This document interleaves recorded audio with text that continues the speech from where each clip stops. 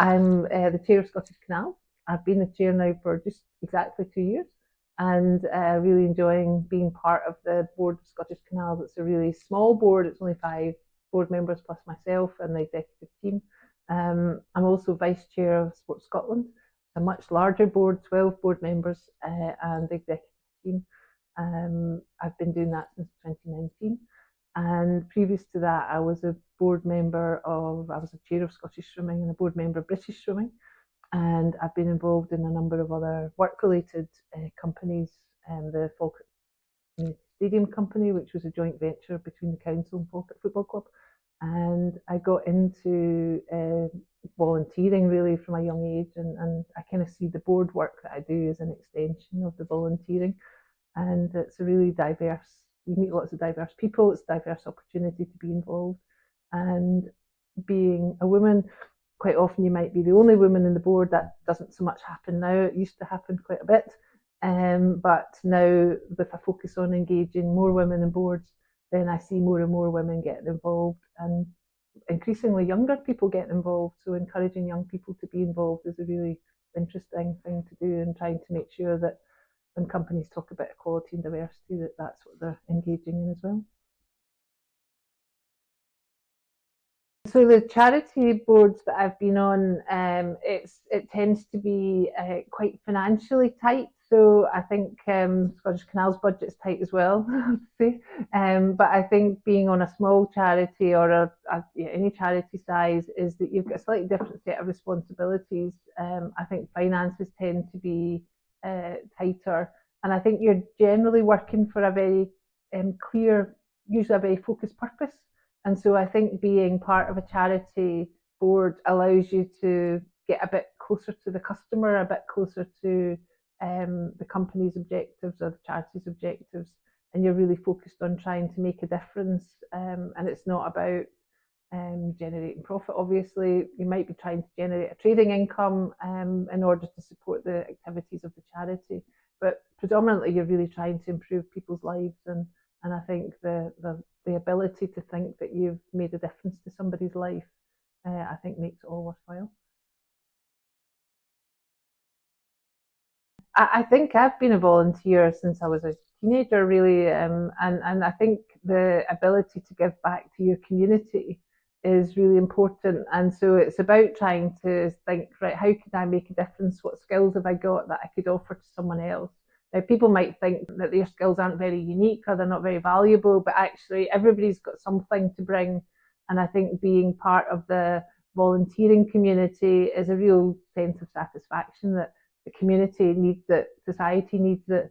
We all need to be able to give something. And I think if you can give something as a charity trustee, then it really helps people to make that charity stronger. And having people's business expertise or their work expertise to come into that setting can really be the thing that helps that charity to move on. And it might be a small amount of work, or it might be quite a big involved project, but actually being able to make a difference, I think, really is a great thing. And it's really nice to be connected to different people who are volunteering. I think I just had a belief in them, so I was part of them, and I really felt that their values and my values were aligned, their objectives and my objectives were aligned, and I really wanted to be part of an organisation that made things better for the people that were coming on behind me. And so I think being able to feel like you had made a difference in the short time that you are involved, because most people are in for a time limited amount of contribution. And so I think being able to think, right, here's where it's at, where could I get it to in the time that we're involved as a board, how can we try to take this forward?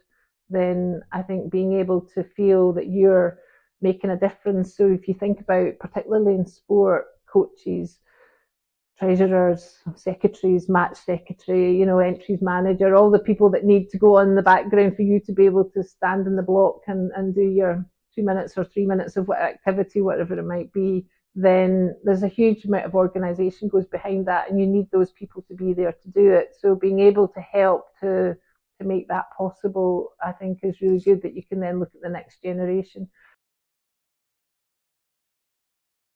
I think the level of satisfaction is a surprise. I think you don't realise how much you benefit from it. So I find that you learn a huge amount about other people's lives. You learn about what things how things work, things that you didn't necessarily know about, how Scotland works as a country. I think we're a very caring country, and so I think being able to see that through many different charities and different lenses, then you can see that there is a genuine caring society out there. And I think being able to be part of that caring society, I think, is a really nice way to add satisfaction to your own lifestyle and your own contribution to society. So I think being able to be part of something bigger, but making a very small contribution. And I think people probably underestimate how important even a small contribution is to a charity in terms of its long-term effectiveness. I hadn't considered the fact that I was coming with a younger person's perspective. Now, a few years on, I really think actually a young person's perspective is really valuable. And I didn't realise that probably back then when I was bringing that perspective. So I think understanding actually everybody has something to offer and to feel confident, and everybody tells you to feel confident, but it's a really difficult thing to do. And so I think belief in yourself and what you have to offer is really important. And I think if you could give yourself that permission to believe in your own ability, that would be quite useful. I think the huge emergence of the young people's panels that there are. So there's a young people's sport panel, there's young Scottish Canals panel, there's young engineers, there's young panels, young Scot. I've got loads of panels across lots of different sectors. So they're beginning to connect young people with boards and with other organisations. But I also think having a developmental perspective to the board, where you might think, let's say you've got 6 or 8 trustees, actually having a young person who really doesn't know very much either about charity work or the organisation itself, but is interested and willing to be involved, actually what damage can they do? So actually bringing somebody on that you think, I'm not sure what they're necessarily going to bring, but let's just find out, then you're not, okay, say, well, it's a valuable seat at the table, and it is a really valuable seat at the table, but I suspect that over time that person could give you much more than you realise. And even if just to say, actually, what you're talking about isn't something young people are interested in, then, or young people see that from a different lens.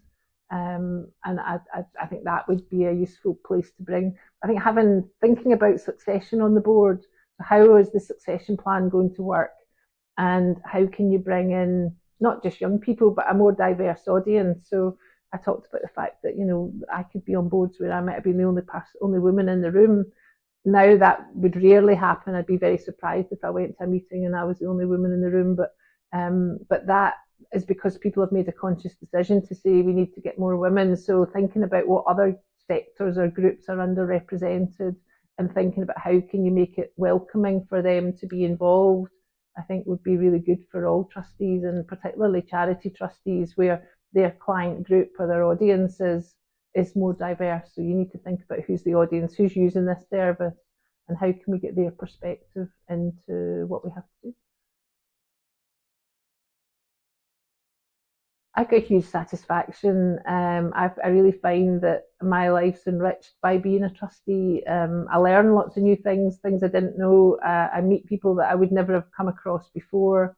I've been engaged in lots of different activities, gone to events that I probably wouldn't have thought of going to, wouldn't have known about. And so being able to connect with other people in other places, finding out new things. And I think it's just that sense of satisfaction that you've made a difference and that you're learning about how you work as a chair and how you work in a meeting. I think watching how people chair meetings is interesting. When you're a chair yourself, you're thinking, right, how's my meeting going? How's this working for people? Then being a charity trustee, learning about how different people have different operating styles, that then means that you can learn again, whether it's in your workplace meeting or a charity meeting or a club meeting, then you think, right, can I bring some of that into the process? And unfortunately, I think more and more things are becoming quite formalised.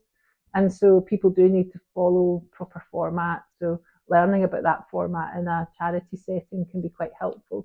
In terms of the Oscar's got really good guidance about how to run meetings and how to do things. So if you're learning it in that context, you can take it into other spaces. I think being a trustee is being part of the team, and it's really good to be part of the team, and really you learn a huge amount. You can be part of that process. It's really good to be working alongside other people. But when you move to become a chair, you need to have a bit more leadership capability and a bit more leadership influence. You might control a few more levers than you did as a trustee. I find working with the executive team, so I think between the chair and the chief executive is a really important relationship. And I think if you get on well with the chief executive and you work well together, you've got a complementary skill set, then you can both get a huge amount out of it, and the organisation can usually become much stronger as a consequence. Obviously, the opposite is also true. If it doesn't work, you need to go your separate ways, and maybe it's the chair that needs to go rather than the chief executive because you're the trustee. But I think you can get a huge amount out of being in a slightly stronger leadership influencing position. And I think being able to do that is a privilege, you know. So you get to the point that you think, actually, I've got some leadership capability. I understand the organisation, or I understand what I've learned in another organisation that I could bring to this one. If you're becoming the chair of an organisation that you're not already part of, then that allows you to bring your leadership skills into the organisation and hopefully make a difference.